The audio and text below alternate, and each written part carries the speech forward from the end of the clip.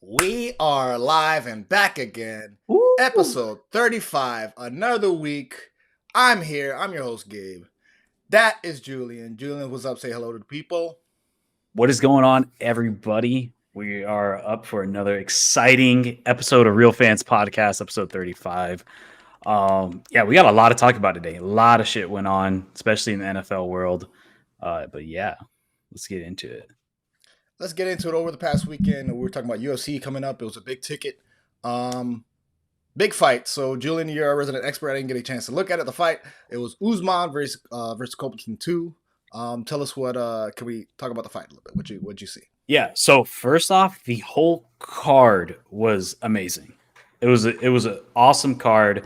Every fight went to decision except every fight went to decision.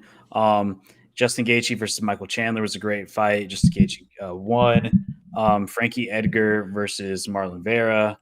Marlon Vera won. Zhang Wei Li and Thug Rose was an fucking awesome fight. Thug Rose, surprisingly enough, not surprising, but I picked Zhang Wei Li to win. But Thug Rose won the fight. And then finally, for the main event, we had Kamaru Usman and versus Colby Covington, which was a fight that I was really excited for because, like we said last week, it was a fight that was one of those where Covington gave Usman probably his hardest fight, his hardest shot, and it ended up going decision last round. Same thing kind of happened this one. It didn't go to decision last. Usman hit him with the TKO right at the last minute of the fight in the first one. This second one ended up going to decision. Both fighters looked very composed. It was a great mix of wrestling and striking. It was predominantly a striking match, but there was a good mix of takedowns, and Usman's takedown defense was really good. Even though he was able to get taken down once by Covington, which is awesome by Covington to take down Usman, which is one of the best wrestlers in the UFC right now. That is awesome to see. So, but yeah, the fight was great. I would say the first two rounds went to Usman's way. The second two went to Covington, which I was surprised Covington was able to come back because Covington got rocked in the second round. He looked really dominant those first two rounds. And then Covington was able to kind of bounce back in the third round. And I think had a questionable fourth round, but I would give it to him. I think he did more than Usman did. And then the fifth round was razor thin. I honestly didn't even know who was going to win the fight coming into it. I mean, going into the decision, I thought it was really close. And usually fights that are super close like that, they're usually always going to kind of lean towards the champ. To become the champ, you got to like really be definitive in the way you beat him. You either got to knock him out, submit him, or just have a really dominant decision. But it was super close, and I think I would have had to give the edge to Usman, who fought an overall better fight, because those rounds he won by way more than Usman won by his. I mean, Covington won by his. Covington squeezed out his 2-round victories. Usman was dominant in his 2. And then in the third round, Usman, I would probably give him the edge on that fifth and final round. And I think because of the showing that he put on, I think he had to give it to him. But shout out to Covington. He did a really good job of just doing what he needed to do, standing up, striking, hitting Usman, getting those takedowns when you needed to. And it was an awesome fight. It was a great night of fights. Like, that was one of the most exciting like UFC bouts I've watched in a while. It was great. And I feel like every time I watch the UFC, there's just like another just awesome fight. And it's just the competition is getting so great. But did you watch any of it, Gabe? No, I wasn't able to watch it Saturday. I was a little bit busy. But I mean, what do you think about like the rivalry as far as them? Obviously this is them too. Do you think they're gonna run it back? I mean, I think this is like probably one of the most compelling stories, I guess, in the UFC. These two guys. I mean, they're very polarizing, very top of their level. I was coming into this fight. I was kind of predicting like a second round knockout. I thought Usman was going to knock him out standing up, but the fact that it went all the way to decision, it just shows you. You were almost right. Fight. Yeah, you were almost right because Covington got rocked in the second round, I believe it was. And but to his credit, like I said, he bounced back. He played the good fight. and it was awesome. I would like to see a third one, but I think by losing 2 in a row to Usman, you kind of with those trilogies, it's got to be split. It's got to be the best out of 3. And when you lose back to back like that, 1 and 2, it's kind of hard to get that third fight. But then again, Usman has kind of cleaned the house, so it's like, yeah, who else is around? That's what I'm saying. Like, yeah, who else is going to be at that kind of level where they've won a lot? Maybe he obviously lost recently, but they've won a lot and they've kind of earned. Like I said, I didn't like Covington, but he kind of earned, like based on his record, he kind of earned his way to a rematch. So, and I don't see what else. See, my thing is that I kind of feel the opposite because it's like, I mean, I think the only reason why he got a rematch is because he wiped the division clean. Because really, Covington, he won that fight. I mean, he lost the fight, and then he knocked out a dying Tyrod Woodley, and then he had this fight. So it was like he had a massive gap. He didn't fight for over a year, and the one fight he did have within those like 2 years, it was just against Tyrod Woodley, which was just like, but I think because, I mean, who else is he going to fight, Yeah. So, but it was awesome. It was a great night of fights. I think Usman is going to continue his reign and just be super dominant. But yeah. Is there any other? When's the next UFC major? Gabe, you're like rocking your mic like crazy, dude. I'm not even touching anything. All right, now you're good. Now you're good. It's when you get on your computer. Yeah, I hear it. But I was say what's the UFC? Is there any other major fights coming up as far as like anything? Yeah, coming up. So we got Poirier versus Oliveira. That's the next UFC bout. Let me see who the undercard is, but that's going to be a really awesome fight. I'm super pumped. He has the belt, right? He's the champ in that division. Yes, Oliveira has the belt right now.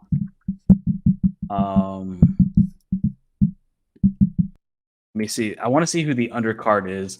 That's going to be an awesome fight, though. Like I don't know who wins that fight. I mean, I think Poirier is like kind of on top of the world. He's fighting really well. Okay, yeah. So underneath that is women's bantamweight Amanda Nunes versus Julia Pena, which I actually remember Juliana Pena from Ultimate Fighter. She was actually a part of the first women's Ultimate Fighter season. But she's going up against the fucking powerhouse that is Amanda Nunes, who's probably just going to rock her shit because Amanda Nunes is just unreal. Then the undercard with that one is going to be Leon Edwards versus Jorge Masvidal. Really good fight there. Kai Kara France versus Cody Garbrandt, which is another good fight. And then the first fight of the and then under that you got Sean O'Malley. He's fighting Rulian. I don't know who Rulian Paiva is, but Sean O'Malley's fighting. So you get a pretty star-studded card, starting out with Sean O'Malley, and then you got you kind of go up the list. So it's going to be really interesting. That's going to be another great one. That is going to be December 11th. So yeah. Okay. I thought I saw. Wait. I thought I saw they pulled Masvidal. I had to look it up now. They said I had to look up the story because I saw something on Twitter for Masvidal. They said Jorge Masvidal suffers injury, pulls out a fight with Leon Edwards at 269. And that was a couple. Oh, interesting. Yeah, I'm looking on UFC.com, so I don't see that in the moment. They must have not updated it then. Yeah, that's why I thought I heard Masvidal yesterday or something. I saw, but I didn't get a full story. I follow Ariel Helwani on Twitter, so he's my Jorge Masvidal beefs with Conor McGregor after pull-out pot shot. Yeah, so I guess he's pulling out. I mean, I guess they haven't decided who's going to take his spot. Yeah. I mean, Leon Edwards is a pretty notable fighter, isn't he? Isn't he kind of reputable? Oh, Leon Edwards, yeah, he's really good. He's ranked 3 right now. Yeah. So I'm saying that's still a big name. Jorge's ranked 7th. So yeah, that's kind of Leon's was the favorite going into that. So I'm curious to see who replaces him. But yeah, that's gonna be. It's gonna be a good fight. Other cards, the other cards are still pretty good. You got 2 championship fights with Nunes and Oliveira, and then Sean O'Malley is also an exciting fighter to watch. So yeah, I mean, I like Cody Garbrandt. He's pretty good. So he's a pretty exciting fighter. So I'm excited to see that card. That's gonna be a really good fight. All right, yeah. I think that's it for UFC. I guess we'll update it as soon as we get. Maybe we'll come next week. We'll see who they replace as we get closer to 269. But we want to talk real quick about soccer because today is Friday, and they're going to be playing. USA is going to be playing Mexico for a qualifier in Cincinnati, and just kind of get your overall thoughts on USA v Mexico, the matchup. What do you got looking forward to? What do we know about USA soccer? Yeah, so this is going to be the third. It's the third round of the World Cup qualifiers of the octagonal race. As of stands right now, Mexico's first place with. Let me double check this. Mexico's for sure first place. Then it's US. Mexico's first place with 11 points. Then USA is in second with 11 points. So let me just. Here we go. So standings. Okay, yeah. So Mexico is in first with 14. USA's in second with 11. Canada's 10 within third. Panama's in fourth with 8 points. Costa Rica's fifth with 6 points. And then it's Jamaica, El Salvador, and Honduras 5 and 3, respectively. So, yeah. So tonight, the big rivalry between Team USA and Mexico are going at it once again. I believe in this matchup, though, they are going to have Christian Pulisic back, which is good news to have him back in the lineup. But the thing with Team USA that scares me the most is not so much the players. Well, yes, I mean, you're coming against a more experienced Mexico team, but you beat Mexico in the Nations League final, and then you also beat Mexico in the Gold Cup. Granted, the Gold Cup was a completely different roster. That was a fully MLS roster. This roster, I think there's only 3 MLS players, and the rest of the 19 or 18 are from Europe. So you're coming across a more dominant USA team, but they are still very, very young. I believe the average age is 24 years old, somewhere around there. Super young roster. Where are they playing? Yeah, they're playing in the United States. Yeah.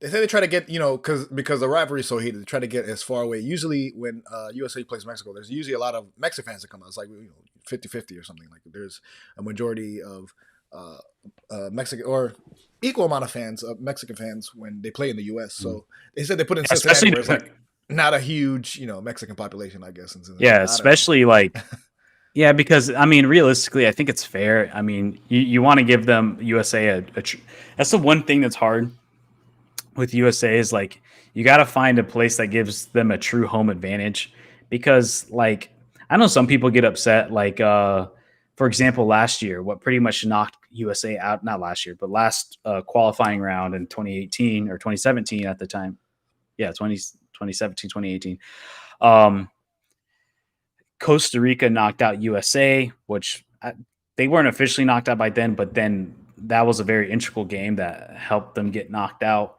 And that was in New Jersey at the time. But what everybody was saying was that was like pretty much a Costa Rica home game because of the population in New Jersey.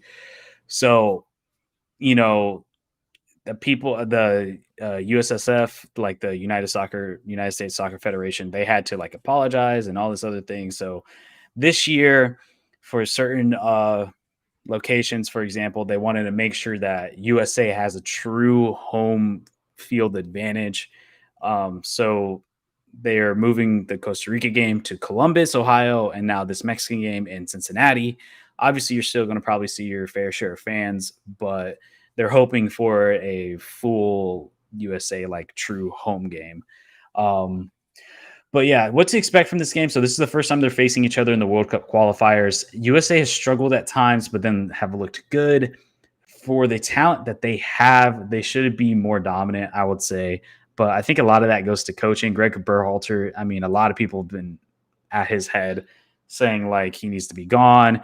If like he's done a lot of questionable moves, his coaching style doesn't seem to be fit for the national team.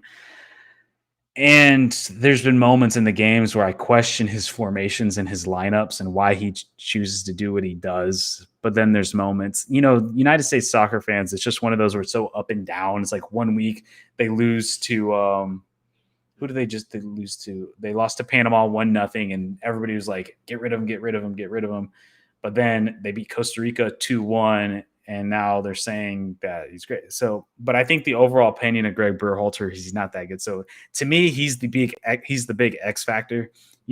Having your players put in the positions where for them to succeed, especially against a really strong Mexico team who's in first place right now and is really sound defensively.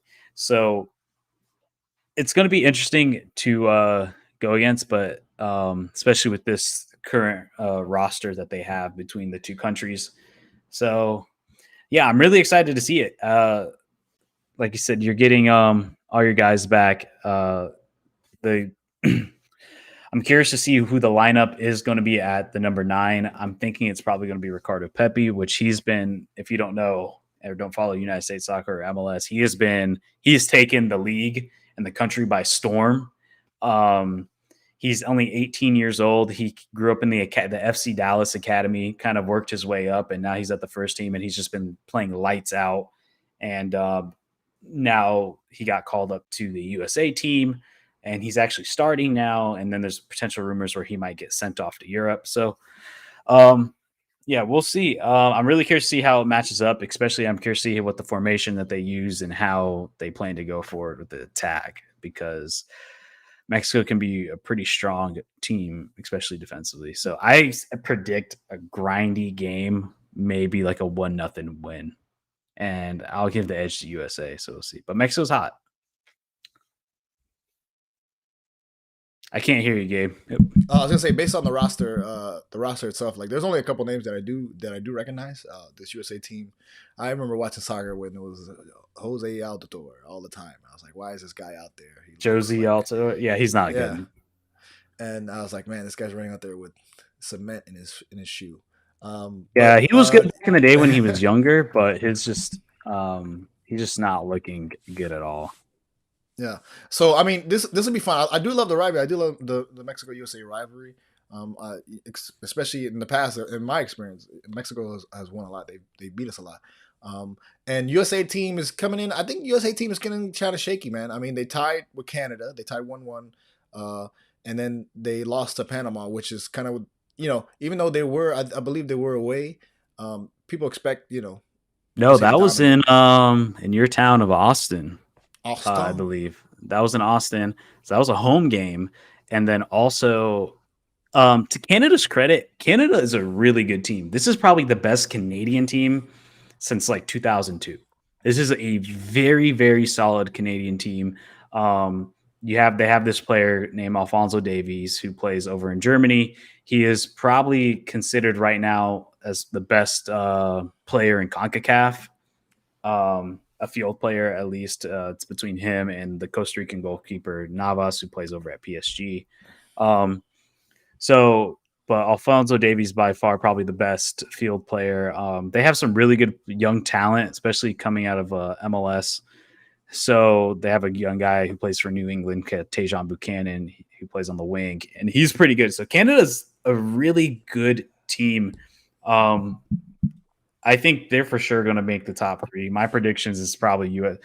Sadly, Costa Rica has been that third place team right behind USA and Mexico and has won their fair share against them. But it seems like because Costa Rica is going through kind of a generational change right now with their old guys are too old, but yet they're still playing him, and the young guys are too young. So this is just not the right timeline for it, because your young guys are like in their early 20s, like Team USA.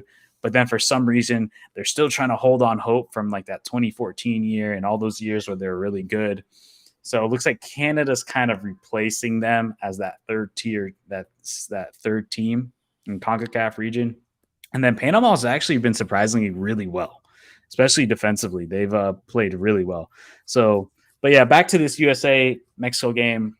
Like I said, I predict a 1-0 win against Mexico, especially because specifically like Serginho Dest, who plays at Barcelona, he's been playing really well over there, and he's actually been getting some more minutes. So, but yeah, we will still see. It'll be going on later tonight, so we'll probably talk about it next week when we come back with our resident soccer expert. Probably gonna be a couple games. There's gonna be a spread of games by the time we probably hop back on, because we got USA, and then they play Jamaica Tuesday. And yeah, those are the only 2 games this week. So it's only 2 games this week. All right, so let's head into our big sports week. We'll bring you back there next week when we come back. Let's talk about the NFL. Things going on in the NFL. I mean, probably the biggest news of the week. OBJ released from the Cleveland Browns. You know, we talked about it last week with his dad putting a video of OBJ being open. Mind you, obviously, that shit happened. He got released literally like an hour before we finished the episode. I was so like, damn it. I was like, literally an hour before we finished the episode. OBJ is released from Cleveland Browns. What the fuck? So obviously, the biggest news of the week is he signed with the Rams, which is kind of I predicted. I kind of expected him to be signed immediately. But how do you feel this improves the Rams' chances of winning? First off, talk about OBJ. I mean, I did not expect this coming. Everybody was saying the Packers. Like everywhere, it was leaning towards the Packers. I thought for sure it was pretty much a done deal that he's going to Green Bay, play alongside Devontae Adams and Aaron Rodgers and Aaron Jones and Alan Lazard and everybody else they have on there. So I was really expecting that. And I was like, man, this could be a real boost to Green Bay. Green Bay is already a really good team, but I feel like they are a couple of weapons away from being great. I think they need more outside of Devontae Adams. I think Alan Lazard could be a good number 3 receiver. I don't think he's a true number 2. And OBJ could have been that good number 2, but God damn, bro, what did they have in like how are they making this work in Los Angeles? Man, like I don't get LeBron. It. Like when it comes to OBJ, it's the LeBron connection, man. It has to be because why else would we want to go? Well, he's got a house in LA. I think LA is going to pay him. I think he wants, he has his house there. He lives there. I'm assuming he likes it there. And then also it's a team that's a contender this year. And man, they are going all in. And I'm telling you what, if they don't win, it is a huge crash and burn. I think even in the front offices and the coaching staff's eyes, if they don't win this year, it's a failed season. Like it is. Like if they're not building for the future, they have fucking no picks for the next 7 years. Yeah. Like it's now or never. And if they don't get it, I think obviously they're going to be a competitive team next year because a lot of those guys are locked up for a couple of years. I don't know how big OBJ's deal is. I don't think that's out yet as the time that we're speaking. Von Miller, I don't know if he resigns. I don't know if they're going to resign him. I would imagine they probably would if they're going to give up a second and a third rounder. Like maybe they resign him. But hot damn, dude. Like, I mean, Cooper Kupp, Robert Woods, like now OBJ. If the only thing they're really missing is a solid run game. If they can get Cam Akers back and they start playing like a cohesive, really like on both sides on running and passing, and they get the obviously the defense already does their job. Like they're tough to beat. Like they're really tough to beat. And I just feel like they just add another person every fucking week. Like I've never seen this in the history of me watching football. I've never seen just a team just like go all out like this. It's insane. I was gonna say, I think I saw something on Twitter. Somebody put up the odds for LA to win the Super Bowl were like plus 800 or something, and then after they signed OBJ, the odds for them to win the Super Bowl was still plus 800. It's like I don't know if that's good or bad. I don't really think good or bad, but I kind of knew that he would sign automatically. Like he's not going to be a free agent. He's not going to be one of these guys just floating around like Cam Newton for a month. We could probably cut Cam Newton. We didn't put that in notes. Yeah. It's in there. OBJ. It's in there. Yeah. OBJ. I kind of knew he was going to get signed, and I think still he has stuff to offer. Like, I mean, it's kind of a weird situation leaving Cleveland. Especially from what I hear is there was a very like tight closeness in the locker room between him and OBJ. But since this kind of departure, that they haven't spoken to each other or anything. So, but I still think OBJ is a productive player. He can be, it's like the Bucks adding Antonio Brown. It's like, they're already loaded, and now they just add another guy who has coming off fresh. So, yeah, man, I still like LA, man. I like their team. Even though they had a weird loss. It's Tennessee, OBJ which we did not see coming. Yeah, I mean, I don't think he's going to be an absolute like game changer for them. I think he just adds a lot more depth to that already really good receiving crew. I think he's going to be number 3 out of those guys. I think Robert Woods and Cooper Kupp still hold their position as 1 and 2. But yeah, I think he fits in very nicely as a number 3. I think OBJ has always been a really great route runner. I don't know if he would have. He's not a. He was. I don't know if he currently is still a number 1 wide receiver in this league, but yeah, I'm really curious to see how they line him up and how this formation is going to work. How are they going to try to put all 3 of them out there, or is like they're going to switch them off? Like I'm curious to see how they run their offense and how they do this. But yeah, I mean, to me, I think obviously it helps them a little bit, but I don't think it's like a super drastic change because it's already a pretty deep receiver room. They already have a really good receiving room and a good passing game. So it's just like you're adding another weapon to there. I don't know if you're necessarily supplementing something that you didn't have. You know what I mean? It's not like they're signing like a top 5 running back to their team. To me, that would be more deadly than like adding OBJ. Not even a top 5 running back, maybe even like a top 10 running back, like somebody who's a really solid running back. To me, that would make more of a difference for their team than adding OBJ. But obviously, NFL is all about depth. Somebody's going to get injured. It's inevitable. The most deep team is the team that's most likely going to win the Super Bowl. And look at Tampa. Tampa last year, super deep team.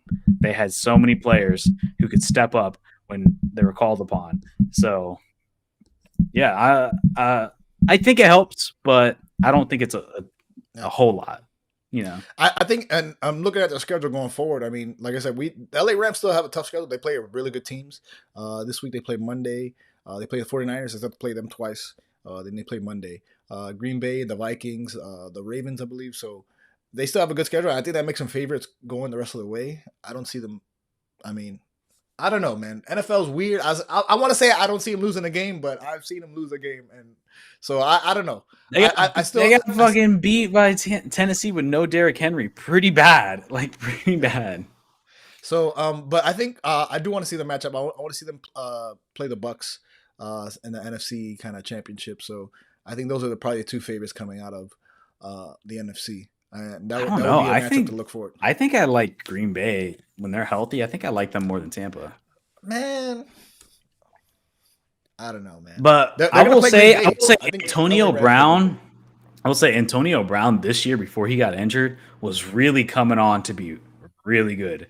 Like he was starting to look like Antonio Brown back in Pittsburgh before all that shit went down. Like he was looking really good this year. Like him and Tom Brady had a really good connection for a moment, and then he got hurt.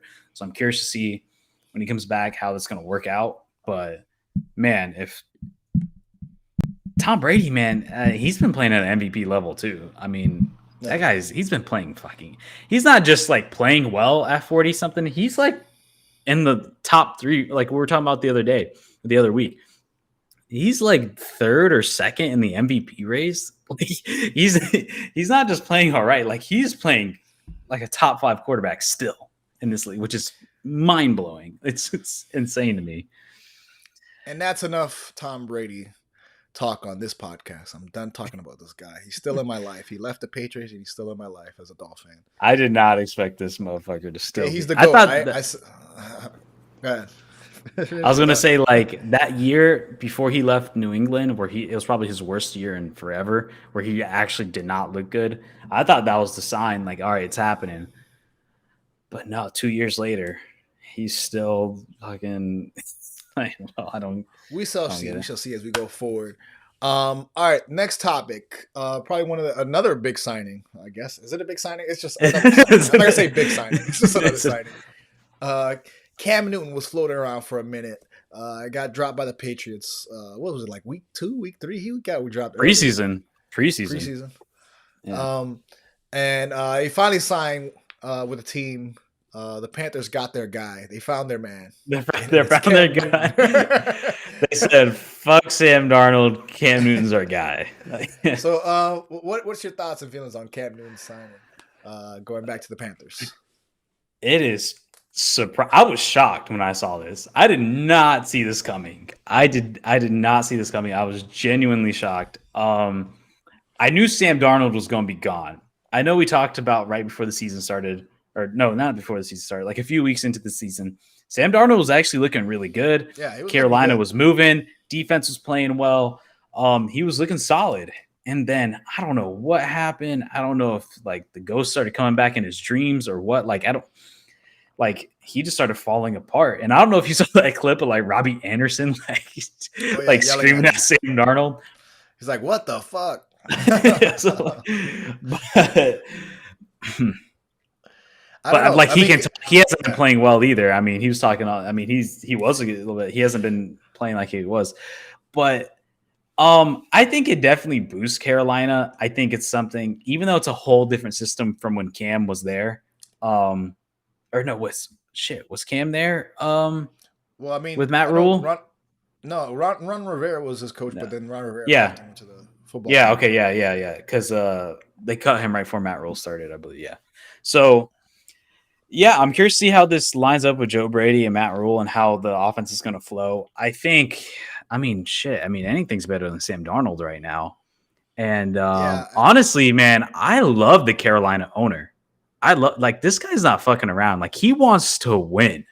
Like he is like, it's like I don't care what it costs or what it takes. Like you're not going to win a Super Bowl. Get the fuck out of here, Teddy Bridgewater. Sam Darnold, we're 9 games in. Fuck you. Get the fuck out. You're not going to win us a Super Bowl. We're trying to win now. I believe they're 4-4 right now. But yeah. I mean, we'll see with Cam. I mean, it's been a while since he played. It's been, like I said, since preseason. He had a couple snaps in the preseason, but then he's been sitting on the bench and not sitting on. Sitting on the streets. So, I think it I don't. helps. I think Cam Newton brings. I think they bring another element to the offense. Obviously, he's mobile and he can move. I don't think he should be moving that much because he just doesn't have that speed anymore, and he's also getting older and he shouldn't be taking those hits. But I think Cam Newton, he can give you. He can. I think he can make you competitive. I think he makes you more competitive than Sam Darnold. People forget last year with Patriots, and people still forget. Obviously, they're better now, a little bit better. They're not the best team, but last year, especially Carolina, I mean, New England was not a good team. They had multiple players out, uh, opting out for COVID last year, and then they also signed a bunch of new players this year in free agency, like Judon and Hunter Henry, Jonnu Smith, like Aguilar. They signed a bunch of people. Like, we saw this offseason. New England backed up the Brinks truck and started dumping money at players. So it's like, who's to say like what Cam Newton would be like now with this Patriots offense? And granted, they still went 7-9 last year with a really bad football team. Granted, it was a really good. Obviously, you have the greatest coach of all time, Bill Belichick, which also really helps you win games. But Cam Newton didn't have anybody. I mean, he barely had a running game. He had absolutely no wide receivers, not a single tight end. The offensive line didn't look good. The defense sucked. The team was not good. Now he's coming in a Carolina team where Carolina has a better defense. You have some weapons. And obviously, if Christian McCaffrey's there, like that team is super dynamic, obviously, when he's on the field, as long as he can stay healthy. So I think they could do a really good job. I mean, I can only imagine like what defenses could feel having Cam Newton and Christian McCaffrey on the same field and not knowing where the ball is going to go if they play their cards right. So I think I'm glad Cam Newton's getting another shot. I think he deserves another shot. I don't think he's too good to be on the street, in my opinion. I think I think he is a starter somewhere. But this is, to me, is his final prove it year. If he doesn't play well now, like I think it's done for him. Like I think Well, he has to admit he's going to be a backup. Obviously, he's going to be a backup, but I mean, yeah. like as a starter in the league, if he doesn't show at least something, I think he's just going to be a backup for the rest of his And career. that's one of the weird things too, because in the off season, I see these videos and whatever, these photos of him on the off season working out and shit. So obviously he's going to try to be in tip top shape. But I mean, I haven't seen anything in the last few games that I've seen Cam Newton play where they kind of super impressed me. Like, oh, this guy, he's going to compete. Like, I think he's fine. I'm a fan of him. I don't think he's the Cam Newton of young. I think he's definitely taken some steps back physically on the field. But I mean, I kind of like the storyline. I mean, like he's coming back to Carolina, which is, I guess, good nostalgia. I mean, I guess if you're a Cam Newton fan, when he was in Carolina, he's coming back home, so it's kind of like the Dwayne Wade reunion tour or some shit. Yeah. I don't know. It's like But I think Cam Newton still has something left in the tank. I think my biggest critique of Cam Newton was that I feel like he could kind of lose accuracy sometimes. I feel like, uh, he couldn't get place that ball in the right spot. But like I said, I love that owner. I love how that owner does not play any shit. He's like, we want to win now. And honestly, to me, you knew the writing was on the wall for Sam Darnold after week 5. Like we saw, like after he lost like 2 straight and 3 straight, and he just started progressively getting worse. It's like, look, your record's not terrible. Let me see what they're at right now. As I say, man, that was one of the weirdest flips of this season. Just Sam Darnold. He looked okay, the first couple games. I don't get it. Like I don't know what happened. They're 4th in NFC South. They're 5-4. So they're not terrible. They still can be in the hunt for a wild card, obviously. I mean, you're just over halfway through the season. You have time. You're not in a terrible position. You're just below 500. If you can whittle off, I mean, obviously it's a really tight divisional race right now in the NFC South, but I think you still have a chance to get in there. You're not like you're 2-6. It's not like you're 1-7. You're 1-8. Like you're 1-7. Like you still have a chance. Like, you know what I mean? Like, and I think bringing in Cam Newton it's the better option. Like, why? I think at this point we all know who Sam Darnold is. He's an okay backup. That's at most. I mean, I still don't think they get some out of the division, especially in the wild card race. Obviously, you have Tampa and the Saints. I don't think they don't win the division, but I think they could squeeze. I think they have the opportunity to get. Like they're not a bad team. They're not a terrible team. Like I said, they have a decent offense. If Christian McCaffrey can stay healthy, that guy's a game changer. Your weapons aren't terrible. You have a shot. You can rattle off some wins. Like, I think it's definitely possible. But I think the big X factor is Cam Newton. If Cam Newton performs well and he can play like he did that MVP year and they went to the Super Bowl, I don't know if he can do that anymore. Obviously, I also think that team was a lot better back then, but we'll see, man. So, I'm just glad he's getting another shot. I think he deserves to be in the NFL. Like at some point. This upcoming week, they play the Cardinals. They got to play the Dolphins. They got to play the Bills. They got to play Tampa twice. They got to play the Saints. I don't know, man. They got to play at the Saints. I don't know. It's just a tough schedule. I don't trust the Saints. Just a nice story. I mean, I don't know. Go ahead. I don't trust the Saints. The Saints are. I don't know. I would not put my money on the Saints. Like I don't care if Jameis is in there or not. Like, one moment they win, the next they lose, and they're so wishy-washy team. Yeah, we'll see, man. I mean, is it an upgrade? We'll see. We'll see this coming week. But I like I said, I don't generally have high hopes for the Panthers. Like this is a nice story, but you're just like I think all is lost. So, but do you think it's better than having Sam Darnold? Possible. It's possible. Let me see a couple downs. It's possible because, like I said, I think physically, I don't know what kind of Cam Newton I'm going to get. Like the last couple games that I see him play, I wasn't super impressed. I was just like, this is just he's Cam Newton. He's big. He's physical, but I mean, is he the young Cam Newton? Is he doing retro Cam Newton? I haven't seen. Can you agree that maybe that New England team was really bad and he had no help over there? Yes, I can't agree with that.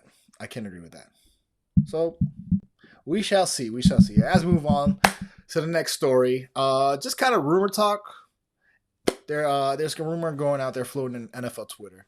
18-game season for expansion teams. I first saw that this. You kind of introduced me to this. So, like, what did you hear about?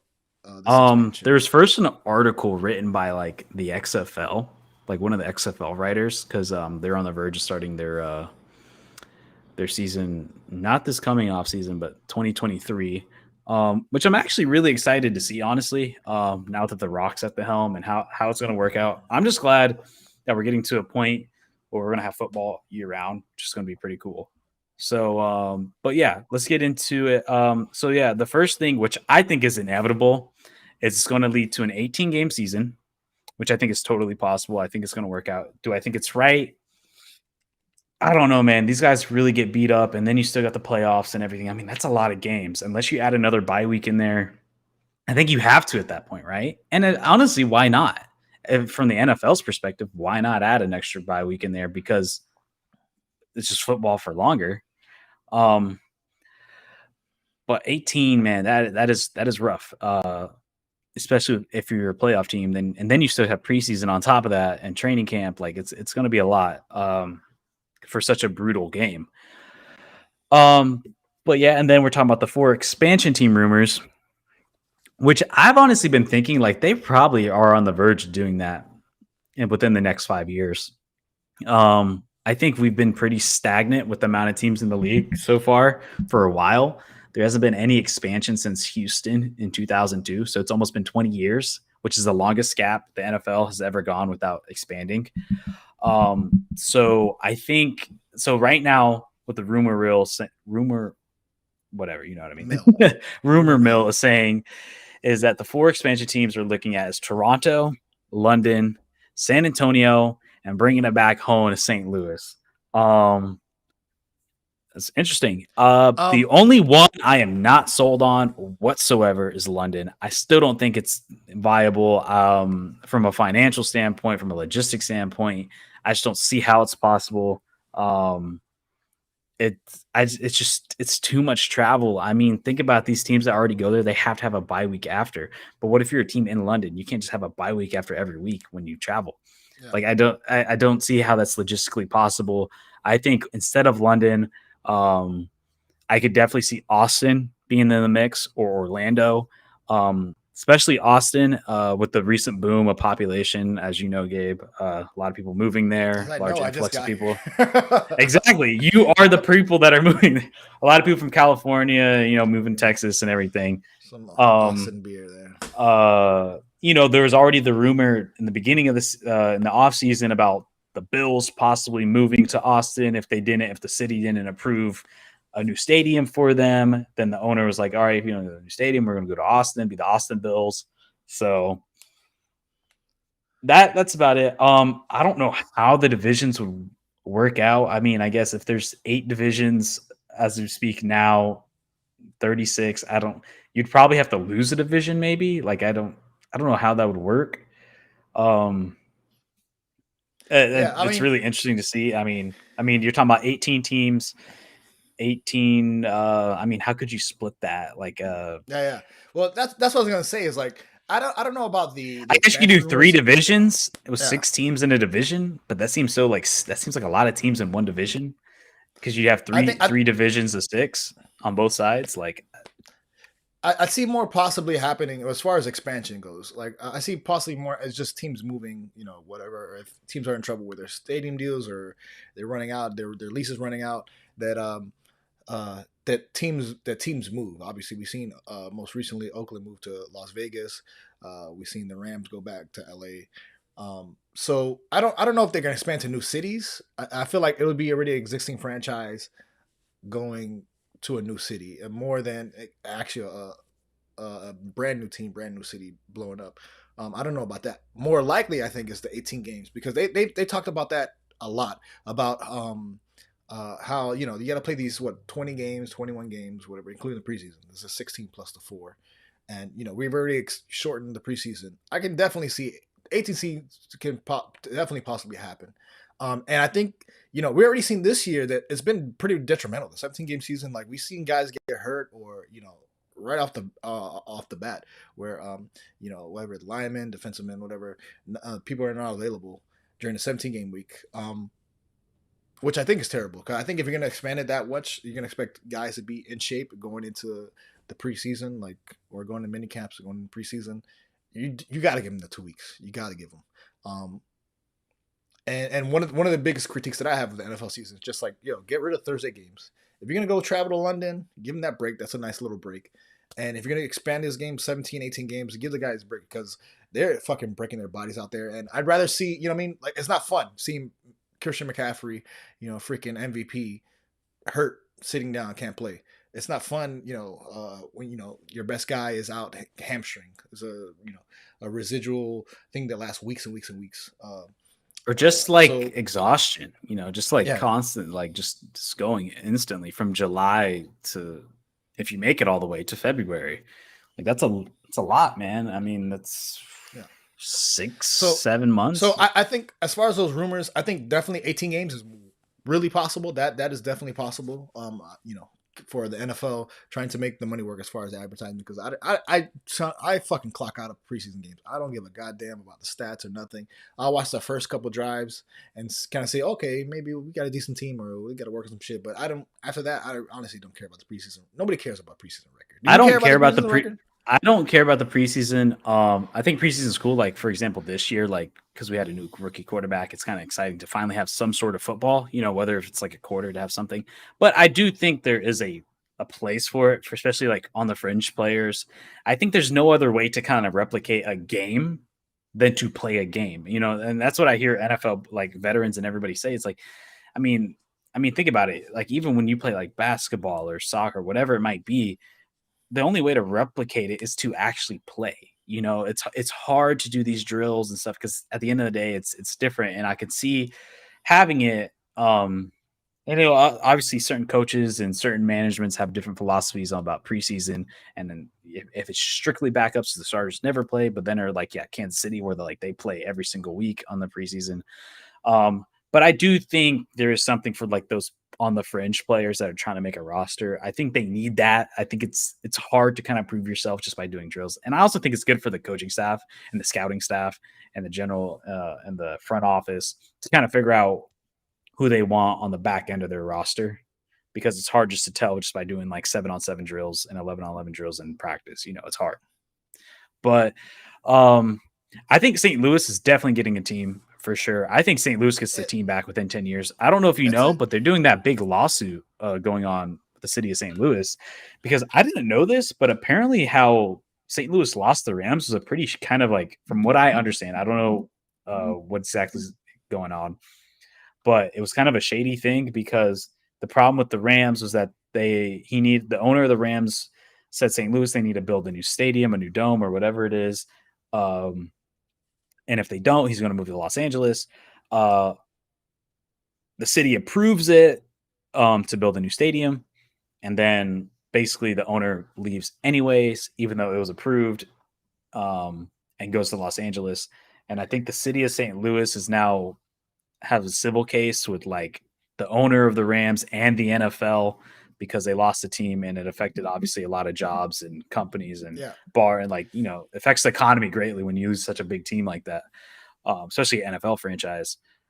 But I think they're definitely on track. I mean, I don't know if you saw like the first season of the XFL, they have a XFL team, the St. Louis Battlehawks, and they led the entire league in attendance. They had like 35,000 people on average attendance, which is a lot, because obviously it's the first time they're having football in forever, and it's going to be the only way they watch professional football.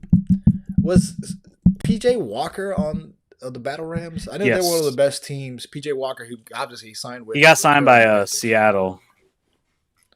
Right, I don't know where he's at now, but I know he played really well. I think it was for Seattle. I thought, or maybe it was the Houston team. I don't know. It was one of the teams. It might have been Seattle. I mean, not Seattle. St. Louis. Keep on saying St. Louis, but he got picked up by Seattle. Yeah. I know that. So I think the XFL is good, man. I think it's good to have it. As far as St. Louis, they are definitely viable. Like that's definitely a big sports town. They're big in baseball. Obviously, they had the Rams for a little bit. Greatest show. The Rams for like fucking 20, 30 years. I mean, obviously they're able to sustain a team. Like you said, the greatest show on turf. And I see St. Louis. I see Toronto. Toronto's like the New York City of Canada. So that's very international. Yeah, Toronto's a big city. I definitely see them trying to breach out to Canada for sure. And the Bills have actually had played games in Toronto. There's a span of years. I don't know if you remember. They played the home games in Toronto. Toronto, definitely, like you said, such a big population. Toronto already, it's an easy transition, even though it's outside of the country. It's still an easy transition because you have that platform of like baseball and basketball and soccer and definitely hockey. Like NFL is the only league in America that doesn't have a team outside of America. So I mean, it just matches well. Obviously, you already have a big football fan base there, because Canada's the only other team that plays football besides us, American football. So, I mean, obviously the Canadian League and the CFL. So that's an easy transition. Yeah. And San Antonio, they were on the verge of getting the Raiders. that was really close between San Antonio and Vegas, and obviously Vegas got the edge. But yeah, London So for sure is not happening. I just don't buy it. oh, listen, your Jacksonville Jaguars gonna be going to move into Dude, London people say before that they shit. add a team to London. There's too much Khan investment owns a going on soccer in the team. city. Khan owns a soccer team. Come Okay, so did the Tampa Bay Buccaneers owner owns Manchester United. Doesn't mean they're moving to Tampa. Like, I mean, and plus I don't there's too know. much investment in the stadium and in the city. There's too much money. There's no way they're. The thing is, you hear these idiot analysts who know nothing about the team or nothing about the city. They don't realize all the shit that they're starting to build and new training facilities and stuff like that. They're not moving. Like Khan I wouldn't mean, invest that much money into the city listen, and investment. That's just millions and millions of dollars. Then to just get up and leave. That makes no sense. Who would do that? you invested in not be. I mean, here's one argument. You can say you invest in it because he loves Jacksonville and he wants to stay in Jacksonville. Or you can say you invest in it because he wants to. You invest in your business to make it grow so you can eventually sell it one day. I mean, and if we know anything about NFL franchises, we're talking about Carolina. We know that they hold value and they sell for billions of dollars. So I don't know, man. They just play you a lot sell of for one Jackson. day, but then you would keep it in the place where you grew it at. Why would you uproot the whole thing to go somewhere else? It doesn't make sense, And plus, there's no proven factor that London would even be a successful place to hold the team, especially after we already seen with NFL Europe and how that was a disaster back in the early 2000s. Obviously, I think it's a little bit more stable now. I think there's more fans than there was back then. If But there was a team, if there was a team that would go to London, that would just move their team to London, who would you have over Jacksonville? You think Seattle Seahawks are going to go move their team to London? I just don't buy anybody's moving to London. I don't like I said, if you follow the Jags and you see the investment they're putting into the city, it doesn't make sense. There's and building new training facilities and new like the possibility of renovating the entire stadium. Like there's just too. They already put $100+ million on putting at the time the world's largest scoreboards. Like it just doesn't make sense. You don't do all that just to leave and leave it all behind. You know what I mean? It's not like a normal business where you just do that. I don't. What's I that mean? think. Does it I think mean? the most likely case is that a brand new team is developed there, or they develop like a league over there, which there actually is. It's not affiliated with the NFL, but they're actually a new European football league was just what's it called? Just started up this past year over in Europe. It's like Barcelona, a bunch of German teams because Germany has a huge football fan base. France, I think. I don't know, and there's a couple. There's like 8 or 12 teams or something like that over in Europe that play each other. It's kind of interesting to see it grow over there. All right, as we move on, I think this is pretty much done. All right. Yeah. So that's it for expansion team candidates. We'll see. Like I said, I think 18 games is probably more possible than expanding. Oh, teams, for sure. We shall see. Let's talk about what's going on in NFL, this taunting rule, because obviously over the past weekend they changed a bunch of rules. The refs are more strict on the players. If you're, flexing on, let's say you make a big tackle, a big catch, you're flexing, you're doing big things. I think did TJ Watt, somebody did a roundhouse kick and got called for excessive, celebration. So let's talk about these taunting rules. Julian, how do you feel about these taunting rules going forward this season? Because they definitely changed the rules. And, last year it seemed like a little bit, they allowed the players to do whatever they want. And this year they're like very like, no, just play football. Don't shame men on the field. How do you feel about that? Yeah, I don't know if you saw, obviously, the big one that everybody's talking about this week against Pittsburgh and Chicago. Cassius Marsh looked at the punter and flexed at the punter after he made a great play after being elevated from the practice squad the day before, and then walks back and accidentally bumps into the ref, then gets the flag thrown for the taunting call, and then gives Pittsburgh a 15-yard penalty in the first down, which then Pittsburgh then sends off their punting unit. And then Big Ben comes back in and they go on to score a field goal, which ultimately ends up being the winning field goal for Pittsburgh. And man, this rule is so fucking stupid. Like, it's such an old way of just looking at the game. And the thing that pisses me off the most is, like, I feel like obviously, like, the NFL is a business and it's making billions of dollars. But I think they all kind of forget, like, at the end of the day, this is a game. Like, it's a game. Like, This isn't no Fortune 500. Like, this isn't no like financial hedge fund. Like, this is a game. They're playing a game. Like, let them have fun. Like, why we play games, to have fun. Like, and it blows my mind. Obviously, there's too far, and we all can agree that there is too far. That's why we have unsportsmanlike conduct. Yeah. But this idea of a taunting rule, it's just so stupid to me, because I think what classifies it is you have to look at the player, and if you do some sort of reaction towards the player, that would be a taunting. You have to look away from the player. But the big problem is it's such a very subjective ruling, and that's what bothers me the most, because, like you said, the Cassius Marsh was clearly looking at the bench. He was clearly looking at the bench. Why would he talk shit to the punter? Punter don't give a fuck. He was looking at the bench. Yeah. And then you kind of see when he's walking back, the ref kind of sticks his ass out, so he runs into him. Like, to kind of look at like he purposely ran. Like, I don't know if you saw that. Yeah, I mean, that was the biggest clip over the weekend. Everybody was talking about it. My general thoughts, man. The biggest trope is like NFL no fun league, and as far as celebrating a play, I have no problem with it. I understand they're trying to mitigate, these fights where people are instigating fights or they're punching each other. You don't want to see like an Andre Johnson versus Finnegan fight where they're just man, I forgot about that.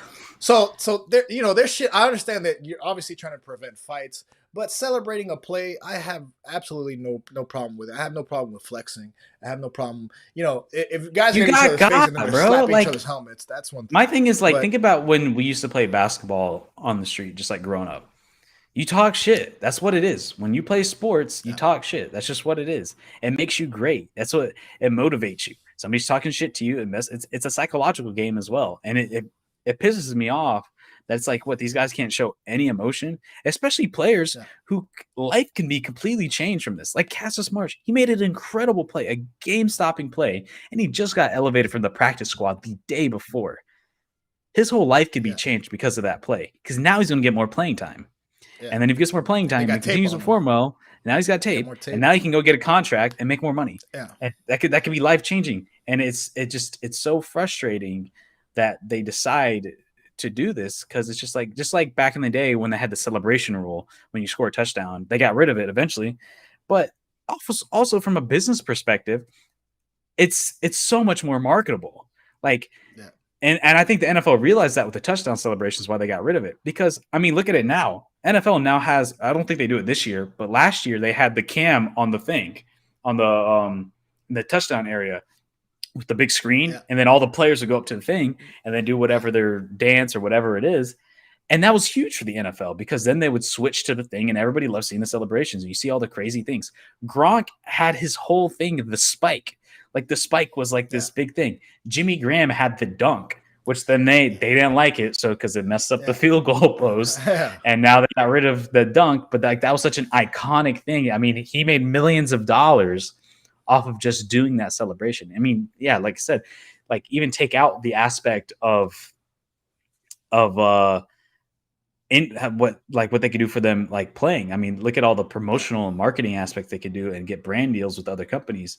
I mean, Aaron Rodgers with the discount double check, like, all the, like, there's so much stuff, and it makes the Victor Cruz with the salsa. It makes the game great. It makes it seeing that.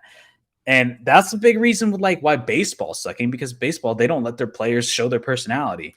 And it's like now the NFL is trying to take on that same idea. And it's like one moment they try to add a rule, then they get rid of it, and then they realize the success of it. And it's just like, taunting is one. Obviously, like I said, we can all agree there's too far. There's too much. Yeah. But unsportsmanlike conduct, you know what I mean? Like, but if somebody just like gets hype and it just so happens to be a person there, then you throw the flag. That's just ridiculous to me. Yeah. It's like, let these guys play. Let them play, man. Yeah. Speaking to the specific play where they had the ref bumping into the guy, and I think the NFL officials came out, like the official Twitter with the NFL official, whatever, they talk about the rules or whatever. The NFL cleared the ref and said it was perfectly fine, that he did nothing wrong. And I think that's absolute goddamn horseshit. You said the word earlier, personality. Like, that's kind of like the fun part of football. It's like you see the swagger, you see whatever your team is. It's the fun part of any sport. To me, it's the fun part of any sport. You I know, mean, shit. Look at soccer. any Like sport. you do the crazy shit. Like like Or fucking basketball, you see fucking Steph Curry, he's doing the shimmy and shit. You know what I mean? or That's just kind of holding it, and yeah. just walking backwards. I Everybody's mean, putting like their threes.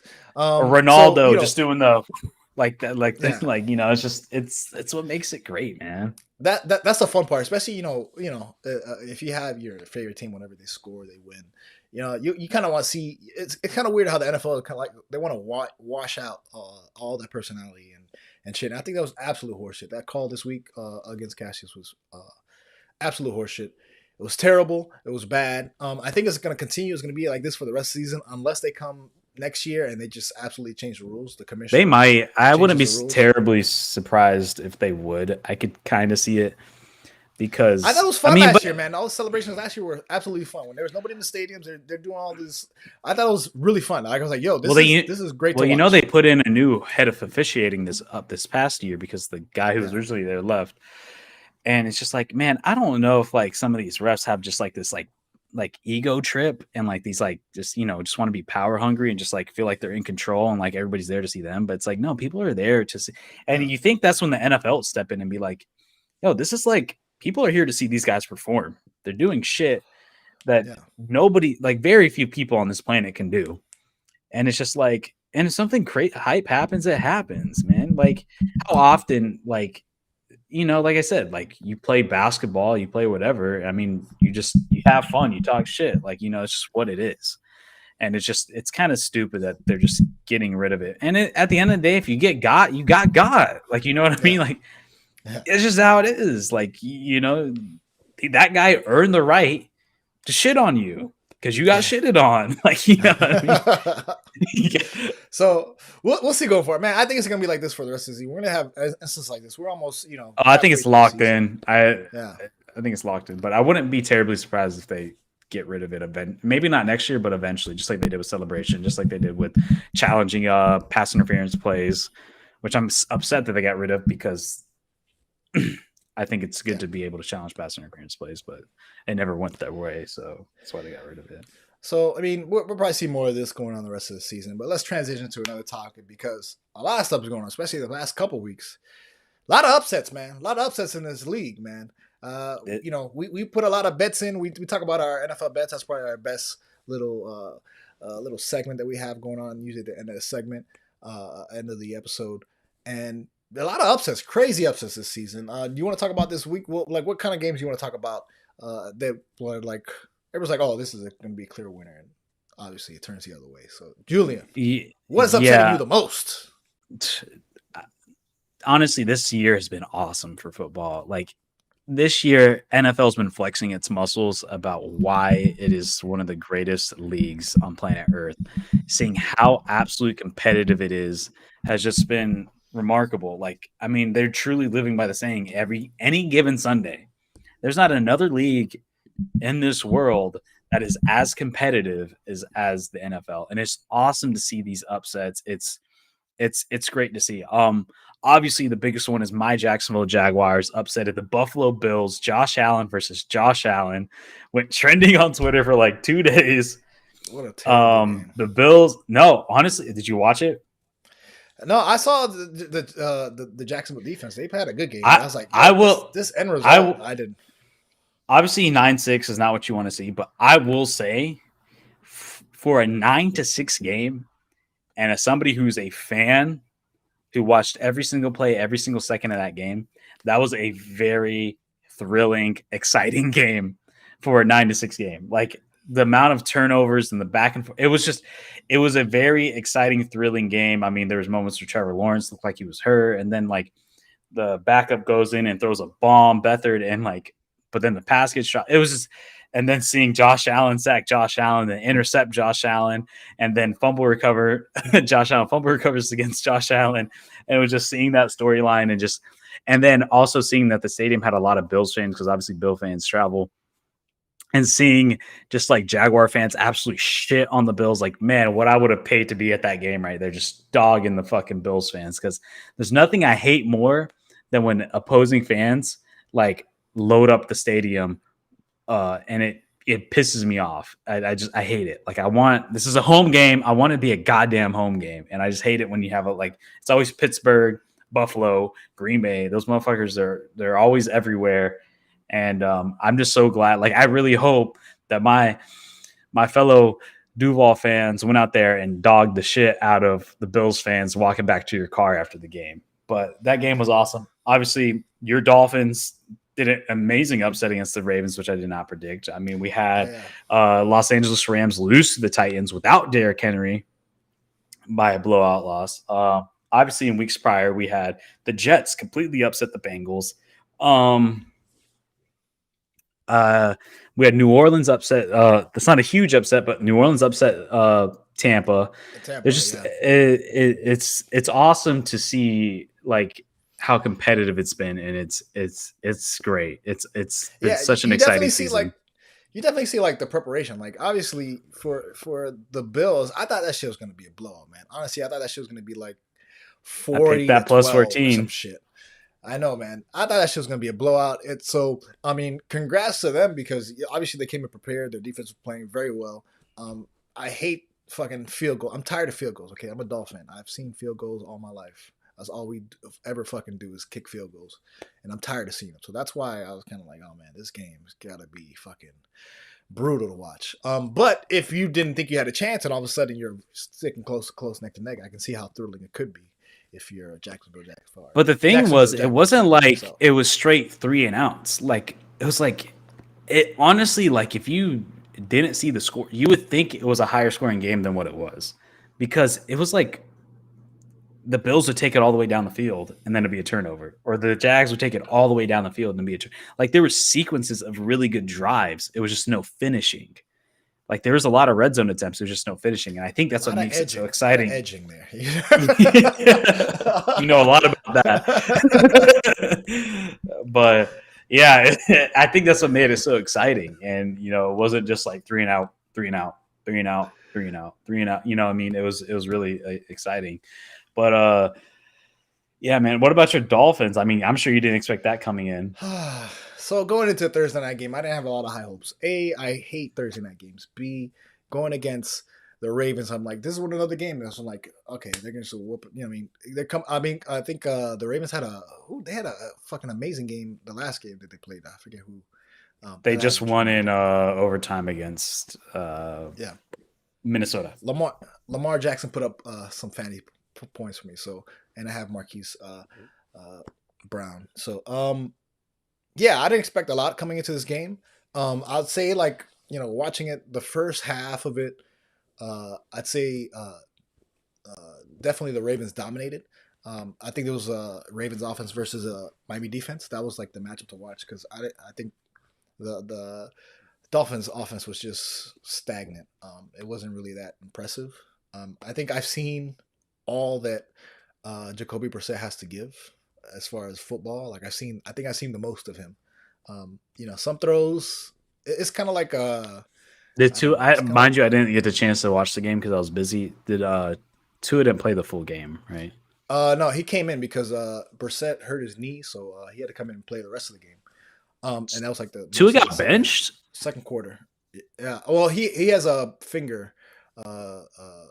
He had not a broken finger, like a ligament, or he had a hand injury. And so they were sitting him. He was available. But when Jacoby Brissett hurt his knee, Tua came in and played the rest of the game. So, and Tua, so that was like the first half. Like I said, it was mostly the Ravens offense dominating. Devonta Freeman. Was it Devonta? Yeah, Devonta Freeman was playing for the Ravens. Had a pretty good game, I think, overall. A run game. And the second half, definitely Miami dominated. It was kind of like this thing you were saying, like where they would just get close to the end. Jacoby would get close to the end zone, and they would never finish. They can never finish a play or throw it in.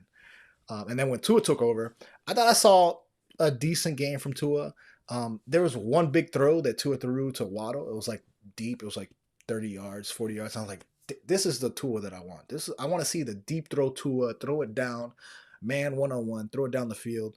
And I got a glimpse of that. You know what I mean? I got a flash of that, just like one play. I was like, I want to see this play like 4 or 5 times. Can you throw it deep to him down the field. Stop doing these little slants, these little fucking bubble screen shit.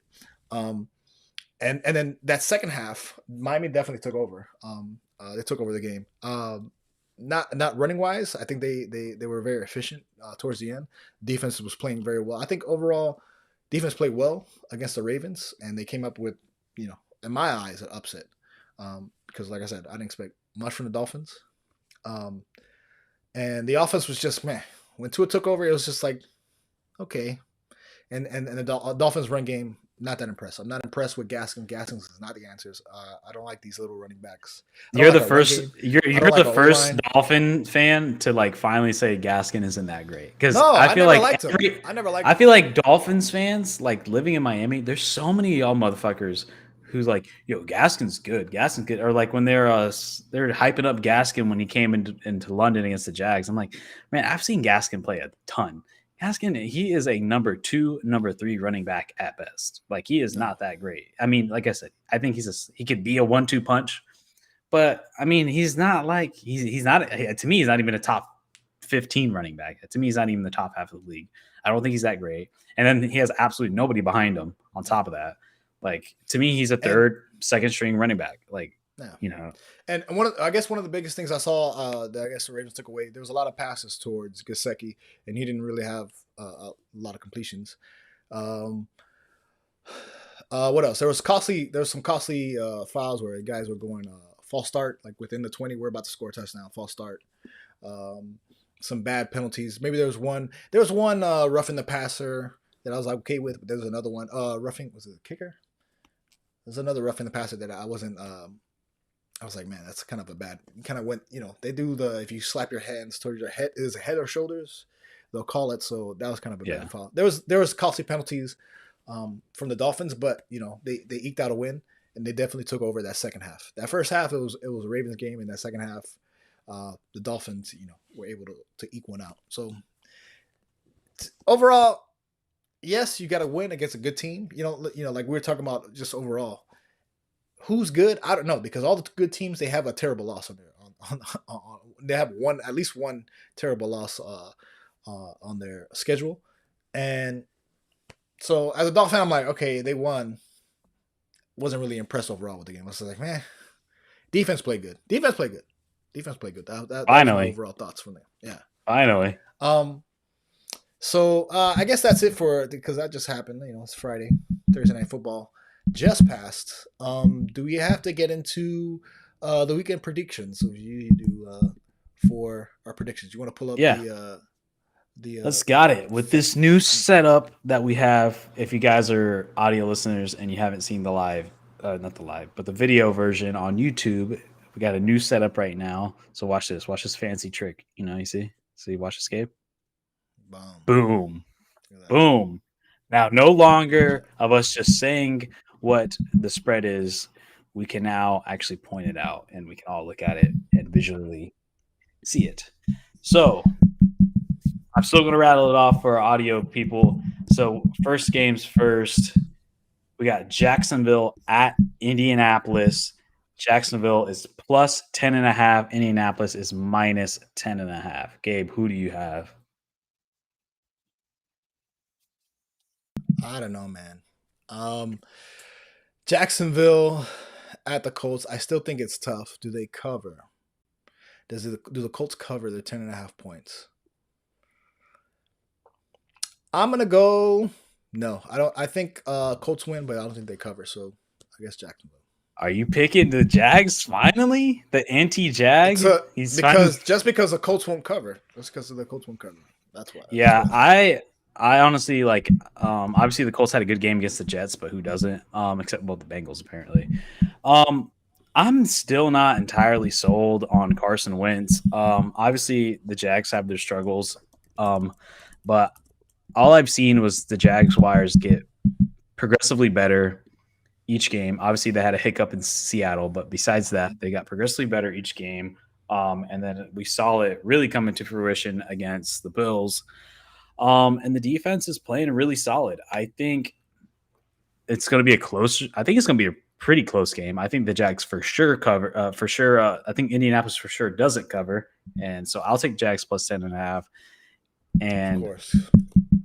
honestly, like me personally, I would only bet on the. I mean, for me as a homer, I would like to bet on the money line because I do feel like there's a chance Jacksonville can win it. I think there is. I don't think Indianapolis is that great. Um, wouldn't necessarily recommend it, but I would definitely take Jags plus 10.5. I think that's easy to me. That's an easy decision for me. All right, who we got next? Cleveland Browns at the New England Patriots. New England is minus 2.5. I will take. Gabe, you mind moving the mic a little bit from your keyboard? It's rattling. Yeah. All right. All right. Yeah, we got Cleveland Browns at New England Patriots. New England Patriots minus 2.5. Give me the Patriots. I think the Patriots are really good at home, and the defense can really show up. And Cleveland is just not who we thought. Well, I always thought Cleveland wasn't going to be that great. I know you were high on Cleveland coming in this season. But yeah, give me New England at home. I think I'm gonna go the same way because I'm down on them now. They lost OBJ. I don't know. Cleveland, not that good. On the road, I'll take New England at home. Okay, we got Atlanta at Dallas. I am no longer picking against Atlanta on big spreads because you convinced me to take New Orleans against Atlanta. Even though I was like, at first I was on New Orleans. I mean, I was for Atlanta with whatever the spread was, but then you convinced me out of it. So I'm no longer listening to you. And then the Dallas Cowboys got the break speed off of them against Denver Broncos. Big time. So give me the Falcons plus 9.5. Honestly, I feel like the Falcons have been getting a little disrespect lately. They're actually third in the NFC. They're 5-4 or something. They're even. They're either even or just one game over. I think they're better than a lot of people anticipated. Give me the Falcons. So -9. That's a tough line because they got to score 10 or more. Will Dallas win by a touchdown and a field goal? I'm gonna go for Dallas at home, man. Wow, man. Weird loss last week, but why do you keep on betting for Dallas? I'm not. Keep on betting Dallas. I'm not rooting for Dallas. I'm rooting against the Falcons. That's what I'm rooting against. I'll take Dallas -9. Right. Oh, also, so what was our record? So I went even last week. I went 7 out of 14. You had an abysmal 3 out of 14. So nobody listened to Gabe. Listen to me. Right. So over the past 4 weeks, Julian's up. He's got 27 wins or covers that he bet. I got 25. So we're mid, but last week was not a good week for me. Like I said, I caught up against he had a rough one because I don't know if you guys remember last week. I took a lot of underdogs. He took a lot of favorites on those big old spreads. All right, so bad week. Let's go. Buffalo Bills at New York Jets. Oh man, we did just see the Bills lose at home. This is a battle to New York, or New York versus New Jersey, I should say. Buffalo, the only true New York team.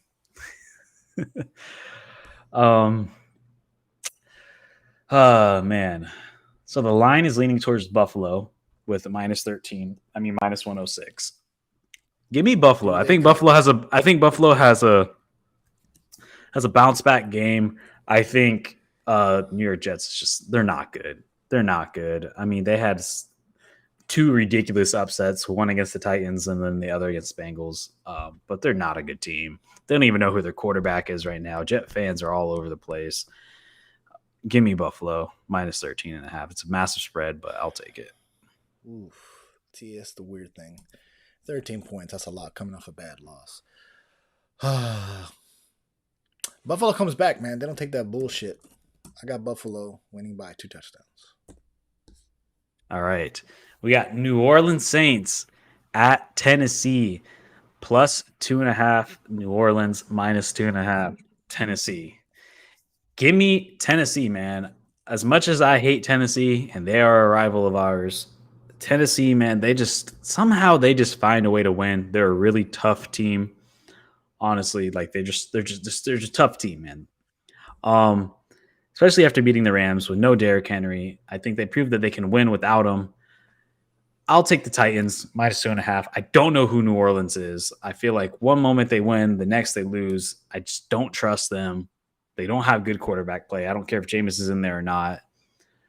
Give me Tennessee at home. Wow, you know what? I'm gonna go opposite. I do like this matchup. I think it's one of the fun ones to watch this week. I'm gonna take New Orleans, man. I think New Orleans wins this game, and I think they win by at least 2 field goals, by 6 points. Okay.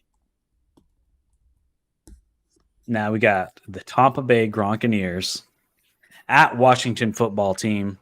Tampa is -9.5. Washington +9.5. This one's kind of a tough one for me, I feel like, because I'm not entirely sure how I feel about them with large spreads. Gabe, you go first. I'm going to pull up exactly what what each team's record is against the spread, because I'm actually kind of curious, and I feel like we should have started this going into it, but I'll pull it up now.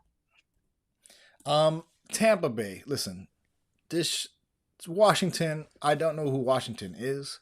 Tampa Bay. Like I said, I got them as favorites. Go to the NFC Championship at least. I want to see them. Tampa Bay and the LA Rams. Tampa Bay is just dominating. Before you say your prediction, Washington is 1-7 against the spread. Tampa is 3-5 against the spread. Give me Tampa Bay. Give me Tampa. Come on. Washington's they're the worst team in the league against the spread. They are in last place, right next to Kansas City. Kansas City is 2-7. Washington is 1-7. That right there makes me feel like I'm going to take Tampa. Washington needs a real quarterback. Give me Tampa -9.5. Lions leaning that way. Anyway, we got Detroit Lions. Detroit +8.5. Pittsburgh -8.5. Line is leaning towards Pittsburgh. Detroit is 4-4 against the spread. Pittsburgh is 3-5 against the spread. I don't like any of these teams. 8.5. That's a lot of points. That's a lot for Pittsburgh. For Pittsburgh. That's a lot of points. that's what's getting me too. Like for Pittsburgh, I don't trust Pittsburgh to put up a ton of points. I think I'm going to go with Detroit. Detroit is 4-4 against the spread. I'll take Pittsburgh. I'll take Detroit. My bad. Do I want to go with you or do I want to go against you? That's a lot of points. 8.5. It's a lot for Pittsburgh. That's a lot for Pittsburgh. If it was like 6.5, I'd be like Pittsburgh. 8.5. Man. I'm gonna go with you, man. I'm gonna go Detroit, man. I think Detroit's 4. They have a better record against the spread as well. Right. We got Minnesota Vikings at Los Angeles Chargers. This is actually a pretty good 4:00 game. Minnesota is better than what their record is. They are, man, talk about a heartbreaking season for Minnesota. How many last-minute overtime games have they played in where they've lost by a field goal or more? It is insane how close these Minnesota games have been. The line is leaning towards Minnesota. Los Angeles is at home. Minnesota's +3, Los Angeles -3.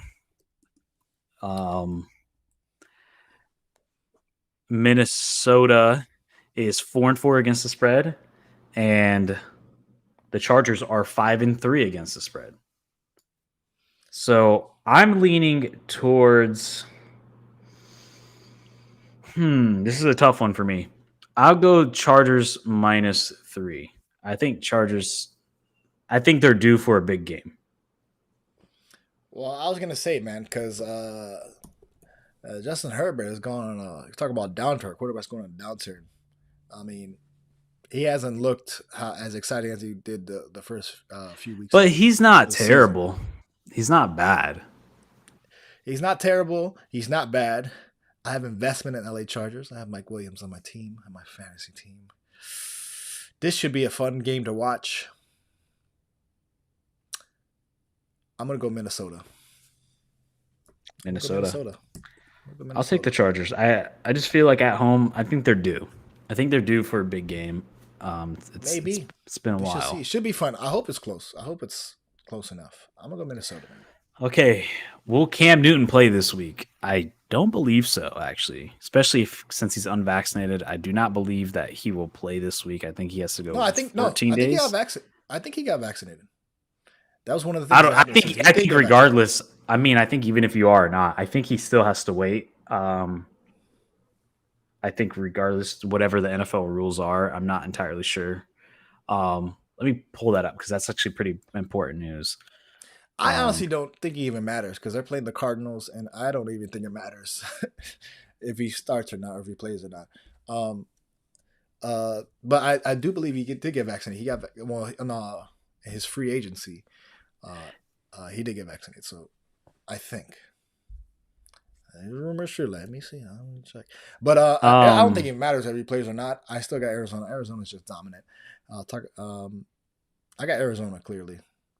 Winning by it looks like it's kind of up in the air. It's not entirely sure yet. So, yeah, Arizona's 7-2 against the spread as well. I feel like they lose this one. It's just the odds are pretty even. Not lose. I mean, I think they don't cover. That's what I mean to say. That's what I meant to say. You're about to yell at me right there. No, Carolina likes to keep things a little close for the most part. And the line's pretty even. Give me Carolina plus 10.5. I'll take that. Even with or without Cam Newton, I think they get within there. I got Arizona. All right. Even with that, even though their record is pretty high. All right, we got Seattle at Green Bay. I believe Aaron Rodgers is coming back for this game. Seattle is plus 3.5. Green Bay is minus 3.5. Give me Green Bay at home. I think that's Russell Wilson is coming back this week. But Green Bay is a more talented team. And you're at Green Bay. Seattle's not a good team, especially without Russell Wilson. Russell Wilson hides a lot of bumps and bruises that's on that team. Give me Green Bay minus 3.5. I'm going Green Bay as well. That's an easy one for me. Yep. And Green Bay is actually first. They are 8-1 against the spread this year. They are the best. They have the best record against the spread. So give me that all day.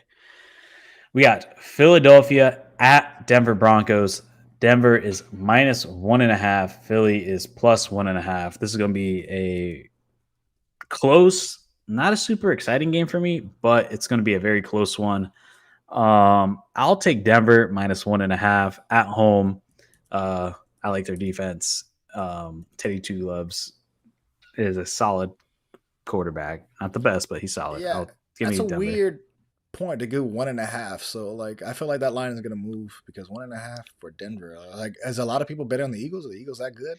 I haven't seen a lot of it. It's even. The odds are even right now, so I'm assuming nobody's leaning towards one way. So it's minus 110 for both ways. Give me Denver. Give me Denver at home. That's an easy one. That's an easy one. Okay. JoJo's probably like, yeah. Denver is 5-4 against the spread. By the way, Denver is 5-4 against the spread. Philly is. Where's Philly? Philly is 4-5 against the spread. So it's pretty even. Okay. Kansas City at Las Vegas Raiders. Kansas City is minus 2.5. Las Vegas Raiders is plus 2.5. The line is leading towards the Raiders at plus 2.5 with a minus 104 odds. Give me the Raiders. I don't care how close the spread is. I do not trust Kansas City. Kansas City is second to last against the spread this year. Patrick Mahomes doesn't look that great. The team as a whole doesn't look that great. Las Vegas, on the other hand, looks to be pretty good. Give me Las Vegas with the plus 2.5 and the money line with the plus 124. That's money right there. That's easy money. I was gonna say, give me Las Vegas as well. I don't like. I can't believe they have them as the dog. Yeah. They have them as a dog at home. That's a little shocking to me. Yeah. Obviously, you're losing. Obviously, you lost Ruggs and you lost that one guy, that one dude. But I still think they have talent on the team. I think they could still eke out a win, even though obviously losing Henry Ruggs is really, really big for them. But I still think they have enough talent to hide it. All right. We got Los Angeles NFC West battle. Los Angeles Rams at San Francisco. Los Angeles Rams are minus 4. San Francisco is plus 4. I will take Los Angeles as the away team with the minus 4, even though the line is leaning towards San Francisco. Same as well. I will take the LA Rams. This should be a fun game. This will be a fun one to watch. San Francisco is 2-6 against the spread.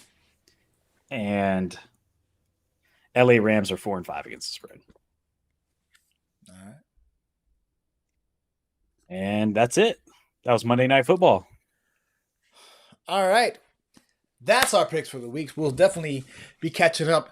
I'll try to get on the social media and see there's like 3 or 4 games I do definitely want to watch. So I'll be on Twitter checking them out. Just tweeting through some shit, trying to do jokes and trying to be funny. Julian, tell us about where the people can find us if they don't know where we are. Yeah, we are on YouTube, Facebook, Twitter, Instagram, MySpace, LinkedIn,